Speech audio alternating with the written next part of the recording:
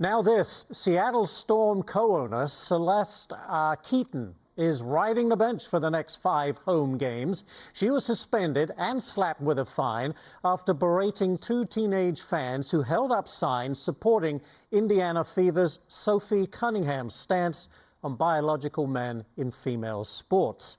Clay Travis joins me now. I have a feeling he wants to get into this. Clay, is a 5-game suspension and a fine punishment enough?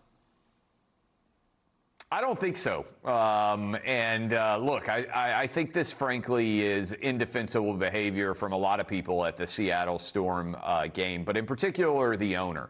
Look, I don't like the idea of policing language. Yeah. But if you ever find yourself screaming at teenage girls at a sporting event and you're an adult, either a grown man or a grown woman, you probably made a poor life choice. I think it's even more indefensible when you layer on the idea that she is an owner of this team. And let me give you an example from past years. The NBA said that the former Clippers owner, Donald Sterling, had to sell the franchise after he was recorded by a mistress in a private conversation making demeaning comments. The NBA said at that point in time, that standard is you have to sell the franchise. Ripping, insulting, denigrating teenage girls who are paying customers of your franchise, I don't think 5 games if you use that standard from the NBA. I think this is worse from the WNBA co-owner than what happened with Donald Sterling back in the day. And it wasn't just the owner, was it? It was a Seattle fan, a grown man, who also seen yelling at these 2 poor girls. You call the whole situation shameful. Is that the right word? Look, I think that if you are, first of all, let's start here.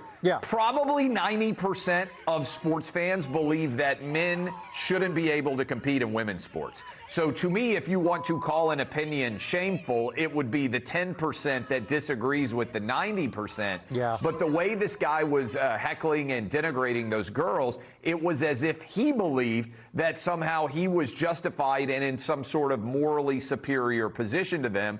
If you want to even go to the morals of this, I think the teenage girls have the much better side of the argument. And again, I would echo, if you're an adult and you find yourself cursing and insulting teenage girls, you're on the wrong side of an argument, in my opinion. Agreed. All right, let's move on to this one, Clay. President Donald Trump pushing for the passage of the Protect College Sports Act. It's a bill addressing name, image, and likeness, NIL deals.